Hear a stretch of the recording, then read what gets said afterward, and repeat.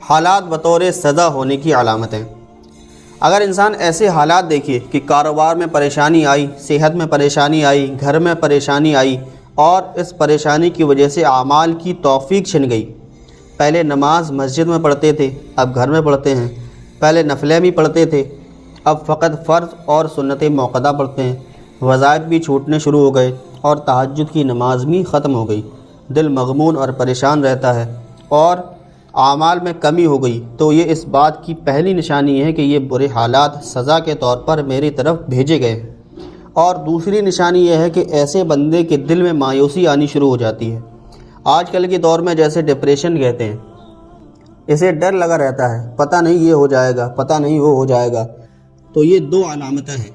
جب اعمال میں کمی ہو جائے اور جب انسان کو اپنے دل میں مایوسی کے سائے امڑتے نظر آئیں، تو یہ پہچان ہے کہ میرے کسی گناہ اور کسی برے کام کے سبب سزا کے طور پر یہ حالات میرے اوپر بھیجے گئے ہیں۔ ہمارے مشائخ نے فرمایا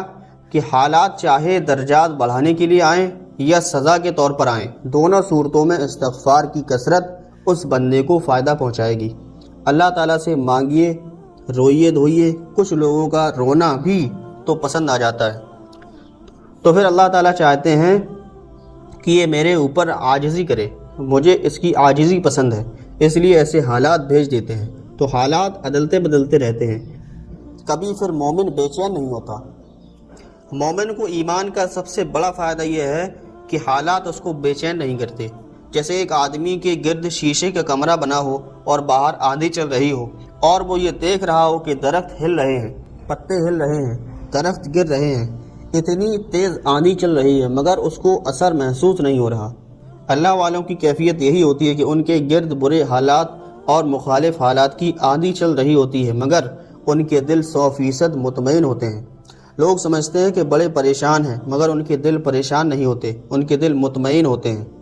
طوفان کر رہا تھا میرے عزم کا طواف، دنیا سمجھ رہی تھی کہ کشتی بھنور میں ہے، تو دنیا والے سمجھتے ہیں کہ کشتی بھنور میں آ گئی، لیکن وہ کہتے ہیں کہ وہ تو طوفان میرے عزم کا طواف کر رہا تھا۔ تو ظاہری حالات برے محسوس ہوتے ہیں لیکن اللہ رب العزت کی طرف سے رحمت ان کے بدلے میں ملتی ہے۔ اس لیے مومن وقتی طور پر پریشان تو ہو جاتا ہے مگر بے چین نہیں ہوتا،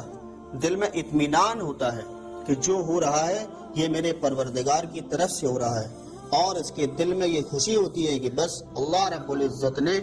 اسے بھیجا ہے۔